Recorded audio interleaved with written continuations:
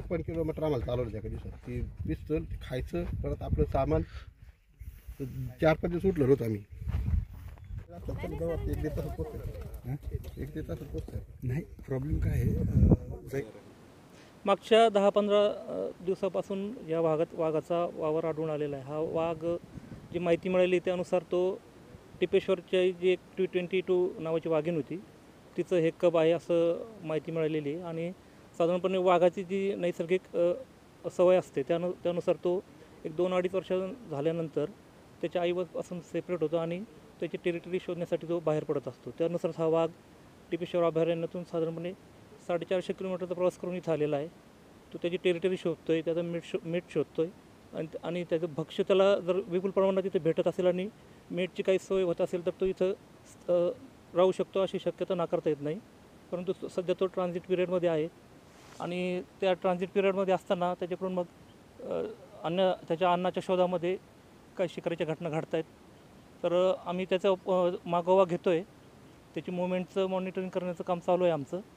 त्यामध्ये धाराशिव प्रादेशिक वन्यजीव वन विभागाची टीम, त्यानंतर येडशी वन्यजीव विभागाची टीम आणि सोलापूर वन विभागाची टीम, अशा आम्ही 5 ते 6 टीम आमच्या बनलेल्या आहेत आणि त्या बॉर्डर परिसरात त्याचं संनियंत्रण करत आहेत.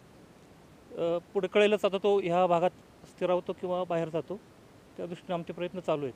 आम्ही त्याच्या संभावित मार्गामध्ये कॅमेरा ट्रॅप्स लावलेले आहेत. त्याच्यानंतर आपण थर्मल ड्रोनचा पण वापर करतो आहे, नॉर्मल रेग्युलर ड्रोनचा पण वापर करतो आहे आणि आपल्या ज्या टीम्स बनलेल्या आहेत त्यांच्या सहाय्याने आपण बऱ्याच ठिकाणी जिथं पाणवठ्याच्या जागा आहेत त्या ठिकाणी आपण आपले टीम तैनात केलेल्या आहेत किंवा त्याचे जे संभावित मार्ग आहेत त्या ठिकाणी पण आपण गस्ती करून त्याचा ट्रेस घेण्याचा प्रयत्न करतो आहे. हो, नक्कीच. आपली पुण्याची जी रेस्क्यू संस्था आहे त्यांची आपण मदत घेतो आहे.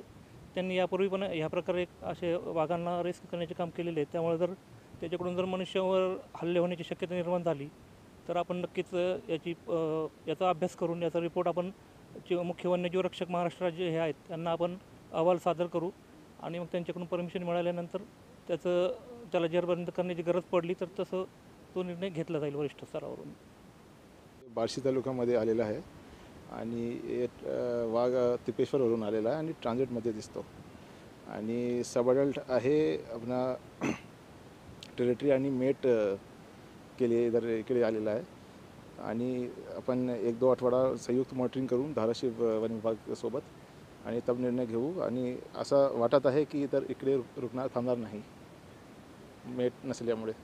त्रास आहे पण आपले मेट प्रायमरी रिक्वायरमेंट आहे आणि मेट इकडे फिमेल नाही आहे, तर थांबणारी शक्यता कमी आहे. वन विभागाकडनं काही नियोजन आहे का?